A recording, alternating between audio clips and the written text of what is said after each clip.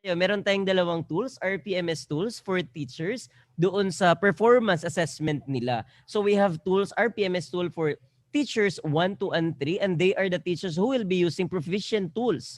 And also, for master teachers who will be using a highly proficient tool. So meron po tayong dalawa. Make sure lang po that in the use of this instrument, we need to take down notes na meron diyang nakalagay na this RPMS tool is specific for the time of COVID-19, specifically for school year 2020-2021. So take note po, meron po tayong doon, meron po tayong mga disclaimer na baka ma-confuse tayo sa mga tools. Ito pong tool na ito ay specific for COVID-19, school year 2020-2021.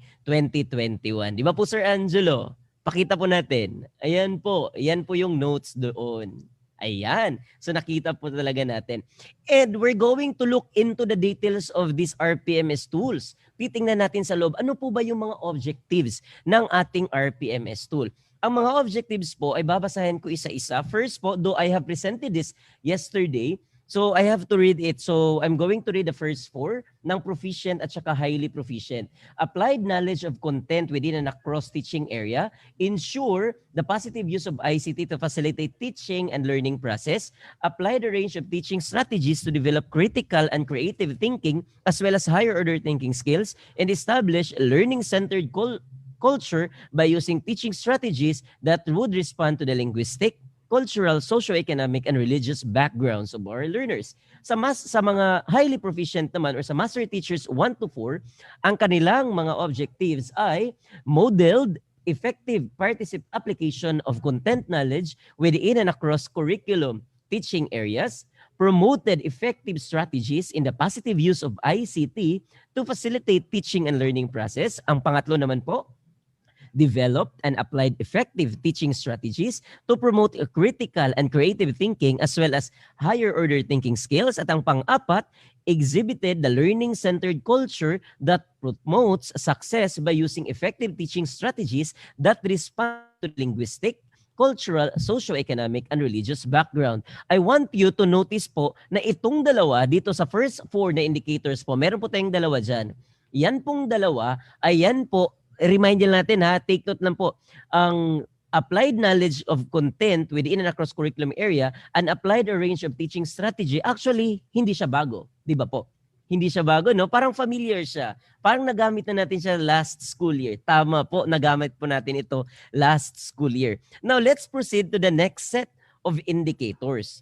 So, meron din tayong pang-5 indicator po, which is planned and developed pang-5 objective pala, planned and delivered teaching strategies that are responsive to the special educational needs of learners in difficult circumstances, lalo na po ngayon, including geographic isolation, chronic illnesses, yun, pang COVID-19 talaga, displacement due to armed conflict, urban resettlement and disaster, child abuse and child labor practices. Pang-6, use strategies in providing timely and accurate feedback in accurate and constructive feedback to improve learner performance. And also number 7 po, for the teachers who are using proficient tools, selected, developed, organized, and use appropriate teaching and learning resources, including ICT, in addressing learning goals. For the highly proficient naman, na mga teachers na gumagamit ng highly proficient tools, ang kanilang objectives naman, 5th objective, evaluated their colleagues' teaching strategies that are responsive to the special educational needs of learners in difficult circumstances, including geographic isolation, chronic illnesses, displacement due to armed conflict, urban resettlement and disaster, child abuse, and child labor practices.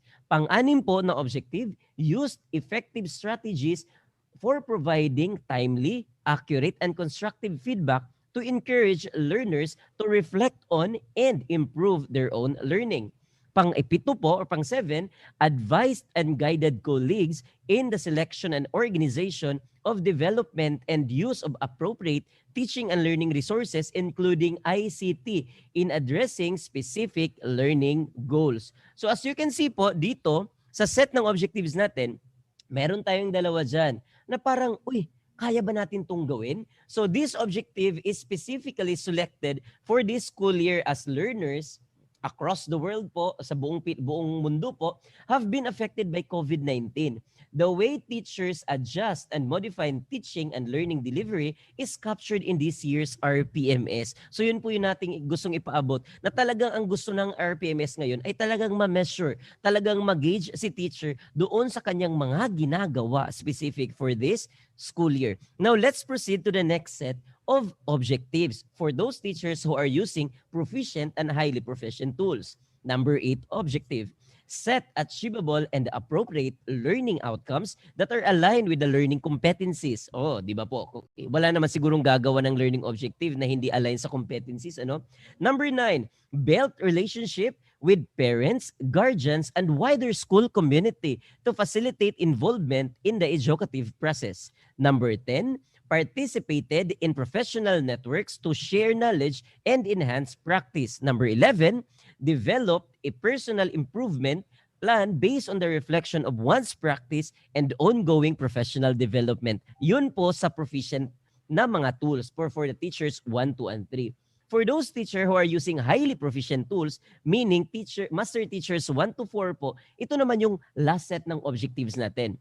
Modeled to colleagues the setting of achievable and challenging learning outcomes that are aligned with the learning competencies to cultivate the culture of excellence for all learners. Number 9, guided colleagues to strengthen relationship with parents, guardian, and wider school community to maximize their involvement in the educative process. Number 10, contributed actively to professional network within and between schools to improve knowledge and to enhance practice. And number 11, initiated professional reflections and promote learning opportunities with colleagues to improve practice.